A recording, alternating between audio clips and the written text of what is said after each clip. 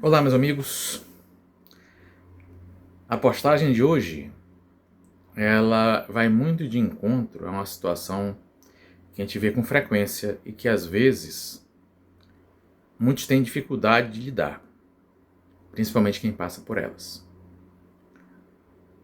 Quem tem uma ansiedade num nível anormal pode ter sintomas físicos que advêm das alterações que a ansiedade dá.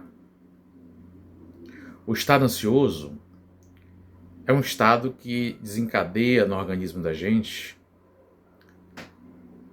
hormônios, enzimas que estão associadas à preservação da nossa vida. Porque a ansiedade tem muito a ver com medo. E quando a gente está com medo, é porque a gente está em risco. E se a gente está em risco, o corpo tem que se preparar para isso. E ele desencadeia uma cascata de eventos neurológicos e hormonais para nos preparar para enfrentar essa situação. O problema são aquelas pessoas que têm isso num nível doentio, que já é o que a gente chama de transtorno de ansiedade. E diferente do que as pessoas pensam, os problemas psicológicos, eles não estão restritos apenas à mente e dando sintomas, assim como confusão mental, sabe, alucinação. Não é só isso não. A ansiedade, num grau grave, ela dá sintomas realmente físicos. Ela dá dor, ela dá anestesia em alguns locais do corpo, ela dá a sensação de formigamento, ela dá sintoma de enfraquecimento de um membro ou de outro, ela dá dor que simulam um infarto, ou podem parecer infarto, dores que a gente chama de precordiais. Então, muitas vezes as pessoas, por absoluto desconhecimento e ignorância, elas quando estão sentindo isso, elas não vão associar isso com um problema psicológico. Elas vão pensar logo que elas estão tendo alguma coisa grave. E correm para o pronto-socorro mais próximo. E o normal de acontecer, isso é visto com muita frequência em pronto-socorro.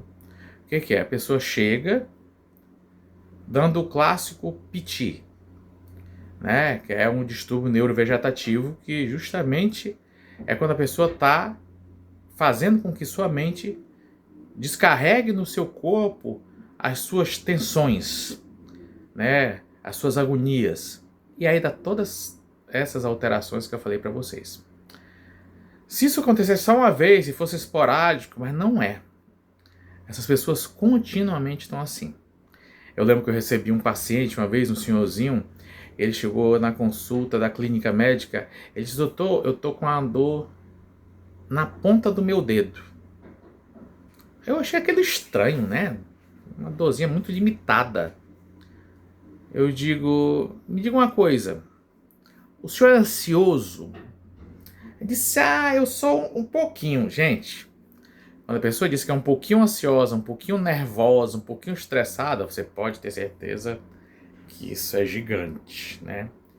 E eu perguntei dele, essa dor vai para outro local? Ela caminha, ela muda? Ah, muda, doutor, muda. Ela dói aqui, às vezes dói no joelho, às vezes... Quer dizer, era um problema que refletia no corpo, mas era só ansiedade. O senhorzinho tinha transtorno de ansiedade.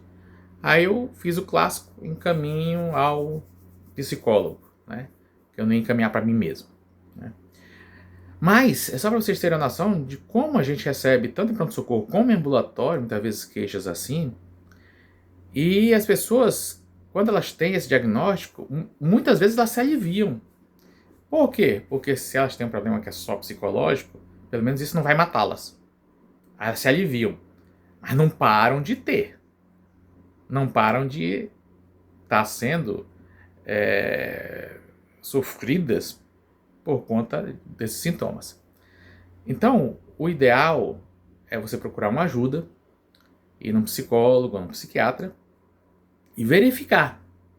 Lógico, se você foi antes, fez todos os exames, né, avaliou com um clínico, não deu nada, vai no psicólogo.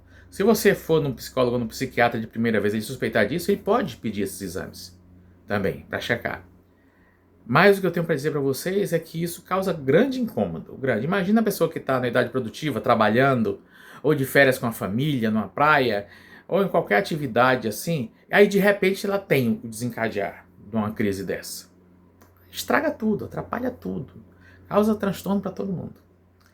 Então, tem que se tratar.